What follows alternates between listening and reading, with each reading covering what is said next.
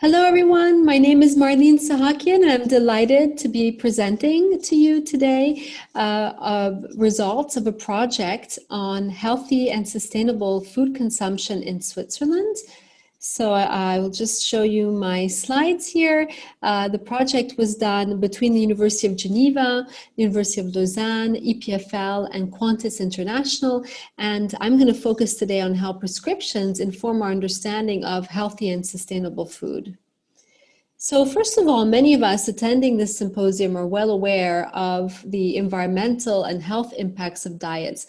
The Eat Lancet report, for example, underlined placed emphasis on how meat consumption contributes to biodiversity loss, carbon emissions, land usage issues, but also excessive meat consumption can have a negative impact on human health. But many of us also working, in the fields of the disciplines of sociology or anthropology or in food studies more generally also recognize the cultural significance of food. So I'm based in Switzerland, where the fondue is very much an emblematic dish based on melted cheese. And on the right, you see a cow in alpine pastures. So this idea of the cow is very much tied up with our national identity here in Switzerland. So what did we want to do in this project? We wanted to move from a current state to a future state of healthy and sustainable Swiss diets. And we did that by trying to gain different forms of knowledge: system knowledge, goal knowledge, and transformative knowledge. And the project really had two focus areas. On the one hand, we wanted to understand consumption as a social practice, so not as an individual action, but rather tied up with social interactions, meanings, prescriptions, etc. We also wanted to account for both the environmental and health impacts of diets across life cycles, and this is where our partner, Qantas International, came in. So what do I mean by consumption as a practice? Well, oftentimes when it comes to imagining how one might change a diet, typically we tend to imagine that individuals need to make better choices and maybe more rational choices. In this project, we weren't so much interested in what people want to do or what they believe they want to do. Rather, we wanted to look at the doings and sayings that make up everyday life in relation to food. So the practice of food provisioning, the practice of preparing meals, sharing meals, etc. And these practices always include a series of elements that come together. So what I've called here the sociocultural dimension, the prescriptions and the norms that tell us how we should eat food or what we should or shouldn't eat. People's dispositions, their emotions, competencies, representations, etc., but also the material dimension of everything that has to do with eating. So our access to certain types of food products or different spaces of consumption and retail, etc. So the way you understand the problem and the conceptual framework you apply to the problem will, of course, inform how you then understand change. So here, change in this project was not about changing individual people, but really trying to figure out how practices could be shifted towards sustainable and healthy diets. And we placed a very specific emphasis in this project on prescriptions because we realized from the beginning that there were many different prescriptions telling people how they should eat, what should be a healthy diet or a balanced diet, for example. And so that was one of the first things we did in the project, was try to identify all of the different prescriptions that are out there. And I'll come back to that in a moment. So to sort of show you the interdisciplinary approach of combining life cycle assessments on the left with more of a sociological approach to practices on the right, what we took as a starting point or a common point were these food prescriptions, so what people believe to be healthy and sustainable diets. But we also looked at data on actual diets. I'll come back to that in a moment. And from there, we then tried to understand how the prescriptions play out in practice, but also try to assess the impacts of different diets in relation to those prescriptions. So this is a slide that Qantas has provided. It's about how they went from actual diets Menu CH is the first survey of actual consumption patterns in Switzerland based on memory recall methods. They took that data, they looked at the prescriptions we identified in the project, and then they focused on two specific variables in their life cycle analysis: carbon footprints and human health. So I think the innovation of this project was to integrate health impacts with LCA environmental impacts. So here are the prescriptions that we found in Switzerland.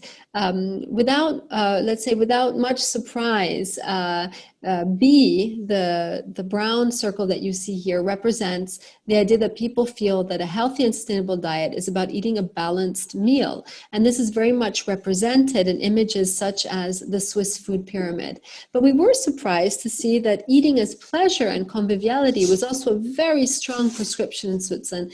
This means that you can't simply replace a meal with, vitamin pills or different forms of smart food. People really, in certain instances, seem to enjoy preparing meals and sharing meals.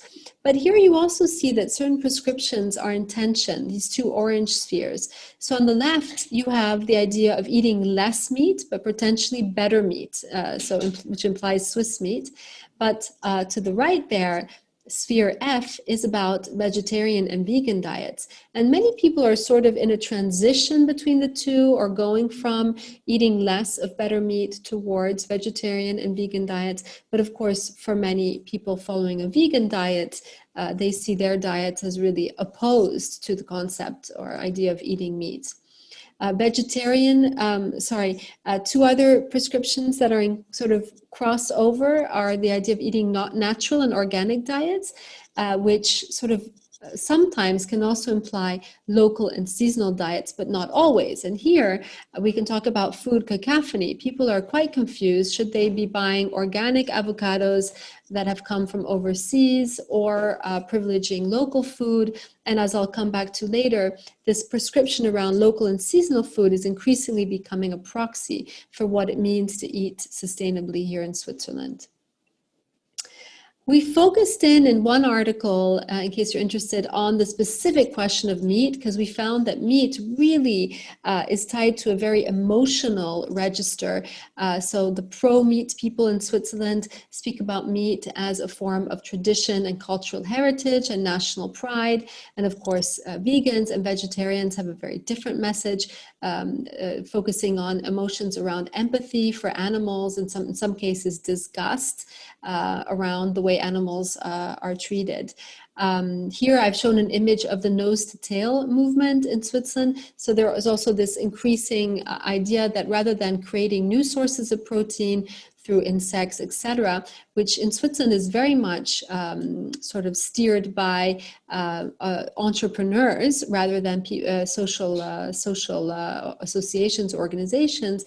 Rather than wasting meat by only privileging the better cuts, there is this trend now to want to privilege eating all of the animal, and so not only sirloin steak, as it says here in the image.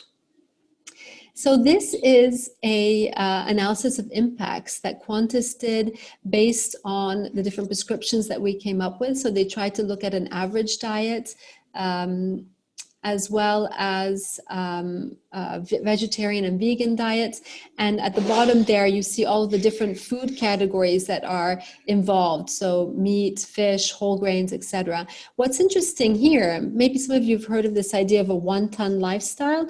Well, in Switzerland today, even vegan diets exceed a one-ton lifestyle. And one-ton lifestyles are supposed to include not only food consumption, but also mobility, heating, etc. So what we can get from this slide is that indeed, we should be consuming less meat in terms of carbon emissions. We also see that men tend to consume more meat or have higher impacts in general than women. So there's a gender dimension to environmental impacts here, but also that it maybe isn't about consumer choice, what we're seeing here is that systems of provision, food production are factors that are included in relation to environmental impact. So the fact that we're importing feed for animals and also importing meat in some cases is why you see such high level impacts, but not only for meats, for vegetables, cereals, and other products that are imported as well. So we also looked at health risks and benefits, and this was done in relation to dailies, disability adjusted life years, so basically complicated calculations that tell us what you stand to gain or lose in terms of lifespan and human health. And what we found here is that clearly whole grains have a positive impact on health, but we could also think of processed meat as a target intervention area.